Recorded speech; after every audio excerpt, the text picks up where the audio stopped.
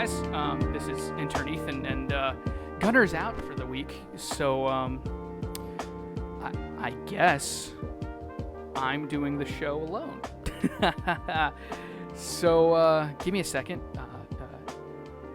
I'll be right over.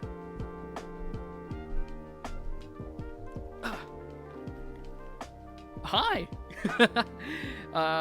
Welcome to Chat with Gunner, episode XX, I guess we're going to name it, because this is an entirely bonus episode for you this week. Chat with Gunner is going to return probably on Sunday, September 20th, or Monday the 21st. Gunner is just out of town tonight. He didn't want to miss a show. He wanted to keep the consistency, something we always hammer home here at Chat with Gunner. And I told him I can do a podcast, maybe, who knows. Gunner did a solo podcast as the first episode, before I felt comfortable, talking on the mic with him. And obviously through the past 30 weeks that we've done this show, me and him have definitely talked back and forth a lot more, especially last week. We did a whole 2-hour podcast of just us talking for 2 hours about movies. What a dumb episode, by the way. It was terrible. I don't think anybody watched it, and that's fine. It's fine. But hopefully you guys watch this one. I'm super excited to be on. Gunner gave me the okay. He was like, "That's what you should do." I mean, if this ever happens again, who's gonna host the show? Might as well be me. Knowing the format of the show and what we like to talk about here. And I'm going to be honest with you. I did about 30 minutes prior to this talking about video games and all this and that, and it was a pretty bad episode, I'm going to be honest with you. But I got to talking about something that's a little closer to home, something I've been thinking about a lot, especially after last week, talking about goals. And we are doing that episode. That's what we'll do Sunday with me and Gunner. I just don't want to do it without him, because I think our dynamic back and forth, talking about my goals and what I'm reaching towards, at least for 2021, is pretty important. And I want Gunner there to do it as a team at this point, do it as a partner, because to me it feels like if I don't have somebody backing me up on this, I'm just going to quit again. A little backstory for me. Grew up as with a single mother, born in 1997. I had a father, evidently, from the age of 0 day old to about 2.5 months old. I was born with a cleft lip, as you can see. That has always kind of bothered me, but I've learned to accept it. That's kind of the goal of this episode. Acceptance, because as I was talking on the episode that I think we're just gonna scrap, honestly, maybe we'll put on Patreon as a random episode later on down the road, but acceptance is something that really, for me, has been a difficult thing for me. I wanted to kind of do this episode as Ethan's side of what kind of episode the first episode was, which was Gunner and his addictions. And for me, it's depression, acceptance, and that's what I've always struggled with from the age of 7, maybe even earlier, to the age of 23. The guy you see now in front of you. So I've been jumping around a lot, but I'm gonna stick to this, because knowing my backstory kind of sets up the story of who I am now. Like I said, single mother. Evidently, my father, or at least we'll call him the sperm donor, because I have talked to him twice in 23 years, and I've never really had the feeling of I need to talk to him. I've molded around in my head. I'm definitely going to go talk to him at some point. I don't know where he lives. It's not that I don't care. It's just that I don't have the time, the money, or the energy to go talk to somebody that didn't want to have a part of my life. And I think it's important to know that it's not coming from a place of anger. It used to. It used to make me not furious, but very angry. I was frustrated, more so, that the guy that I am half of didn't want anything to do with me. And a couple weeks ago, we talked about fatherlessness and what it can lead to, and comparing myself to the 3 other friends that I had that were also single mother raised, and where they are now versus where I'm at. And it definitely puts a lot of things in introspection. You definitely think about where you could have been had things been different. And again, it frustrates me because I innately, instinctually know for a fact that I would love the person that I am half of. I am half of my mother, and I love her to death. She's done everything for me. She's done everything right for me. Even no matter how hard it was, she worked 3 jobs at one point. She worked 2 jobs for the majority of my life. And the fact that I am here now, that I'm talking to you, I think is, doesn't matter what you think personally, but I think that's a miracle. That's at least an act of God that I have made it out to the ripe young age of 23 without doing anything that would be catastrophic to my life, and I'm thankful.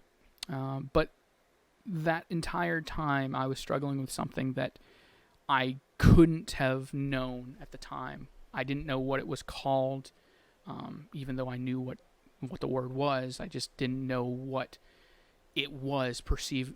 I didn't perceive it as that. Growing up with a single mother, you learn there's something innate in you that you kind of just learn. It follows for every person that I've ever met that had a single parent. Even it's not even just a single mother, because we have some deadbeat mothers out there that leave, go get lipstick, and have been waiting in line for 23 years. But there's definitely an emotional state having a single parent does to a kid, and I think I'm lucky in the fact that my father didn't stick around much after 2-3 months, because not knowing him is probably way better than knowing him and knowing he made the choice. I have a vague memory of being in like a Toys R Us with him, and that's it. Otherwise, I have pictures of me sitting with him on a bench and having literally nothing else. Like I said, I talked to him twice because about 2004, they found him. I don't know, for at least child support, and even then, he fought tooth and nail not to pay it, which is fair. Growing up now, looking back, child support is a little depends. Every situation's different, and thankfully, but also in a bad way, my mother was making plenty of money to support us, and sadly, he fought tooth and nail to not pay for the kid that he produced. But trying to keep, I'm just rambling at this point, hitting all the points that in my head that I think are important. But so going through everything as a kid, I would have to go back home. Thankfully I lived a block from my house, or a block from my elementary school growing up. I would just walk home, and I knew very early that I would just have to go home, lock the door, never answer it. I knew how to make mac and cheese and hot dogs, and that's what I ate from the age of 5 to 10, and that's okay. I mean, like it's not the perfect lifestyle, But at the same time, I was independent very early on. I'm independent now, and I look back, and again, I'm thankful because I learned very quickly, hey, literally the world is dangerous. If I walk out to the parking lot back here, I could get run over by a car speeding by. If I'm walking home from school and I see a very strange man walking up to me, I should turn around, go back to the school, and be safe. That never happened, thankfully. We lived in a small neighborhood. I'll say that. Wasn't great, wasn't bad. Everyone just kept to themselves. That was that's middle of nowhere, Iowa, Sioux City. Smaller than Chattanooga, but about the same size. But so I learned very quickly to be independent, but I also needed those father figures in my life. And I realized I didn't have a father at around 7. I really thought about it. It never passed through my mind other than once when I asked my mom, "Where's Daddy?" And that's okay. She was honest. She said, "He's not around." And for some reason, my 4-year-old brain was just like, "Oh, okay." Because we were happy. But I realized at 7 that I don't have a father. I don't have a guy to look up to know what being a guy is. And so I looked to my grandfather, who was a interesting man. He had 3 heart attacks by the time I was age 5, 2 of which were before I was even born.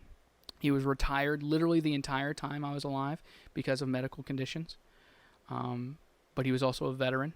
He served his country, and he raised me basically whenever my mom couldn't be home. He would come by on Fridays, pick me up, and we'd go back to the actual middle of nowhere in Westfield, Iowa, and spend some time there. He took me fishing. He took me I think he took me shooting once, but I never shot because I was 5 and I couldn't even hold the gun. But he was a biker, like most veterans end up being, evidently. He was a veteran. He was just a good old boy from Iowa, a farm boy actually, and he taught me a lot. He taught me what being a guy is, what being a man is, and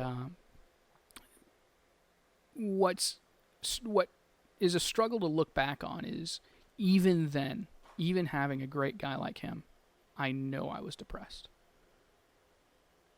I knew that I wasn't happy, but I never put depressed on my list of things I am. Asian, a guy, depressed. And so, more, all the love to him. My grandfather did his best, and he did what he did with his own kids, and he raised me right, just like my mom did. But around 2008, my mom met a guy on eHarmony. Sorry to put all your information out there, Mom. Just telling your life story too.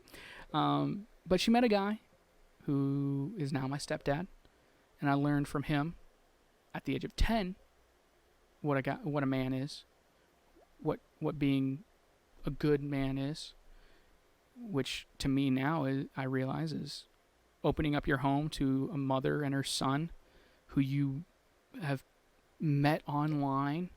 It was 2008. It was a little early for that scene, but I learned very quickly that hey, you being a man doesn't necessarily just mean that you raise your own kids. It's raising somebody else's that you love and care for. And around 2010, moving away from my grandfather, who I loved dearly, I was the only grandchild for about 10 years, and it was a struggle when we moved down here to Georgia for some reason, but around 2008, 2010, I was going into 6th grade, 7th grade, 8th grade. Middle school was when depression really hit. Looking back, I think about who I was then. I loved soccer. I loved martial arts. I did Taekwondo for 3 or 4 years growing up. And I was so excited to do it back in Iowa.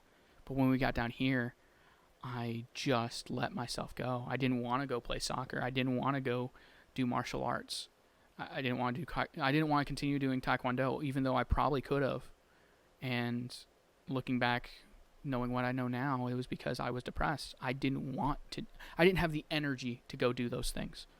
I just wanted to stay home. I just wanted to go to school, get out from school, go home, and just do nothing. And that's not to say I didn't do anything. I played video games. I became a massive nerd. But I realized very quickly, like, this isn't happy.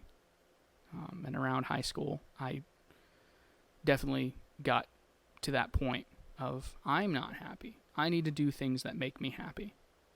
Soccer. I went out, tried out for soccer, and I made it. I was on JV. I was goalie. And I had a really good time.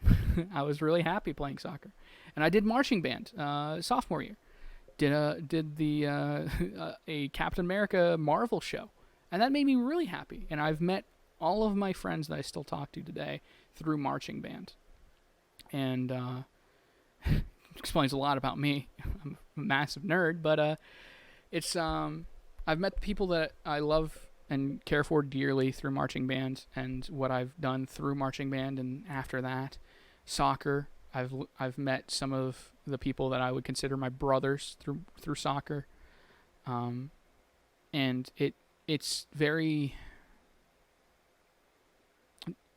again, going back, I'm thankful that I look back at those times and I made the right decision.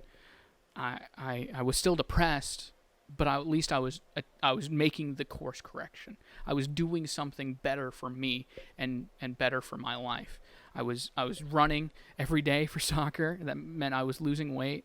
I was doing things that would make me be a better person. I was doing things that built up me being better. But just because you're happy doesn't mean you're not. It doesn't mean you fix the problem.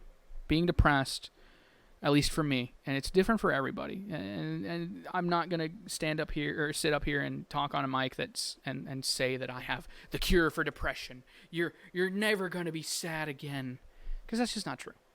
Anybody that says that is probably selling you snake oil and is not being realistic. Because depression is different for everybody, and there are different levels. For some people, it's trauma that they just can't get over. It's something that bothers them every day, and it weighs them down. Some people have a chemical imbalance in their brain, and their brain literally is not making the happy chemical, the happy juice, and it just is never happy again. And some people are just sad, and they're not clinically depressed, and they're not traumatically depressed. I don't know a better word. I think clinically depressed and depressed are two different things. But then there's just sad. I wasn't just sad. I was dealing with not trauma, but things that were bothering me, that were traumatic to me. And I hope this doesn't come off as me just being a crybaby and crying about no daddy for an hour or 30 minutes. But getting to the point of what I was trying to get at for this whole thing, before that big story lesson of my life, being depressed at the age of 18, I looked back at what was wrong. I looked back at soccer. I did well. I was doing what I needed to. I didn't do soccer senior year because, well, I got a little fat over the summer between sophomore or junior year and senior year, and I just wasn't in it. And I look back and I was like, I loved doing soccer. Why did I let myself go? Why did I get fat? And it was because it wasn't actually what was fixing the problem. It was a Band-Aid solution. I still did marching band, and I still did all of that stuff, and thankfully it kept me at least a little bit active. I worked the soundboard for marching band, which is so silly, but it has built me up to be here as a producer for Gunner and for Sting and Chris. I'm the tech guy, and it all kind of started there when I was doing sound engineering for my high school marching band. And I didn't quit doing that because it wasn't just the Band-Aid. Marching band wasn't just a Band-Aid in itself like soccer was. Marching band was me finding what I was passionate about, what I was happy, purely happy doing, which was making something better for somebody else.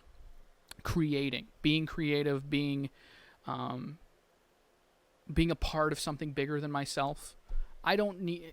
Listen, this podcast that I'm doing is not what I want to do. I don't need to have a camera on me at any point in time. I don't need to be in front of a camera talking to you. I love being behind the camera. I am fine being a disembodied voice, and that's what I love doing. And that's when I was doing marching band, I realized I don't have to be out there. I don't have to be drum major, doing the waving my hands around and leading an entire 300-person band. I can be just the guy that makes everything sound amazing that nobody thinks about. And I was okay with that. I was okay with that. And that's when my introspection really took off. Was I'm happy doing this, but I wasn't happy doing soccer. Why? Why wasn't I not happy? Because I was doing what I was happy. I was having a great time, but I didn't stick with it. Why didn't I stick with it?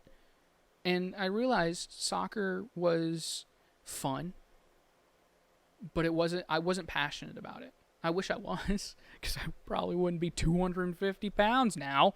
But I just my heart wasn't in it, and my heart was in marching band and being behind the scenes. And so after high school, I went into college, and I met more people that I love dearly, that have become some of my best friends. I met my first roommate, who, although we're not roommates now, we're still brothers. We lived together for 3 years. I don't think we could have gotten out of that without being a major part of each other's lives. And I met these people that I think at one point, literally all of us were having probably some of the worst years, or at least the worst year of our lives. We were just all not having a good time. We were happy to be together, but that was it. We were happy to be, a family in a sense, but it wasn't fixing anything. And I watched all of them go through their struggles. One of my best friends, she is clinically depressed. She is not able to... There are just times where she literally looks at everything and is just unable to be happy. And I looked at that and I saw that, and I hate that for her, but I didn't want that for myself. And I knew I could fix it. I knew for a fact that if I just did what I could for myself, I could fix at least me. And if I'm a better person, if I'm happy, maybe I can help her. And that doesn't mean I am. I'm gonna, but at least that's a goal. Going back to the goals from last week. And the past 5 years since then, realizing that we're all sad. We're all going through our own things. It's what we do that matters. And that's where the second word of the day comes in, acceptance. Because accepting what is, what you can change, and what you can do is half the battle. It's not even half, it's the battle. Because there are a lot of people, using my roommate as the basic example. He's happy. He is one of those guys that's lackadaisical, doesn't give a crap about anything. He cares about what he cares about. He goes to work, he comes home, plays video games, eats well, and goes to bed. He's happy doing that. But that's also because he accepts that's who he is. He's not going out and going to the bar and drinking. He's not going out and, hooking up with, a bunch of people. He's happy just being him. He's not happy being alone. He's just happy living his quaint, simple life. It's not a bad life. I would love to go to work, go home, play video games a little bit, eat some decent dinner, and go to bed. Do it all over again the next day and be happy with that. But I can't accept that. And acceptance to me, is looking at your life. So for me, it's looking at, you didn't have a dad. That sucks. That's rough, buddy. But accepting that is, you're a better person. You don't know who you would have been if you had a dad around. You don't know what you could have done. You know what you have done. You know who you are.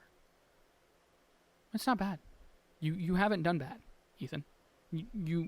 I look at myself every day in the mirror and I said, not bad, kid. Because it could have been much worse. But you don't know what could have been. You can only be as good as who you are.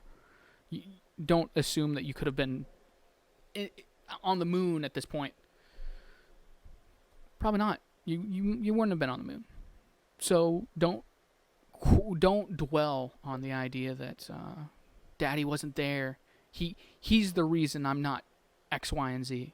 No, you're the reason you're not X, Y, and Z. Because you didn't do what you wanted to do, or didn't do what it would have taken to be where you want to be. And even then, where you want to be, is that really what you need? Is that what you want?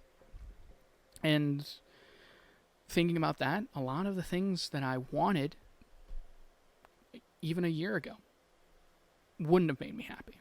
It wouldn't have fixed anything. Within the last, since quarantine, 2020, I have learned to accept myself. And that is important. Again, going back to the depression thing, is seeing yourself be who you are, looking at who you are. For me, taking myself as an example, no dad, overweight, broke. I've accepted that. I've accepted who I am as a person. I've accepted that I could have made better choices. I could have, but I didn't. And I'm still better off as I am now than not. I have learned, hey man, you can't just buy whatever you want to buy. You have, but that didn't get you anywhere. You didn't make a bunch of money buying, 5 video games all in one paycheck. Hey, you didn't have a dad. That sucks. But you're still a good man. You're still becoming a good man. I'm not there yet, but I'm getting there. You've got plenty of guys. I've got Gunner. I've got Sting. I've got Chris. Maybe not Sting, but definitely Chris and Gunner and my stepdad. All very different men that have taught me what it is for them to be a man. And I think that's very important. Being Asian. There's nothing I could change about that. But I can look to people that have made themselves better, that have owned it, that have learned to just take that and run with it. One guy is on my shirt, Bruce Lee. He's an Asian icon for a reason. He did everything that he could have done to be where he wanted to be, and I'm sure he was happy. What can I do? Oh shit! What can I do to make myself better?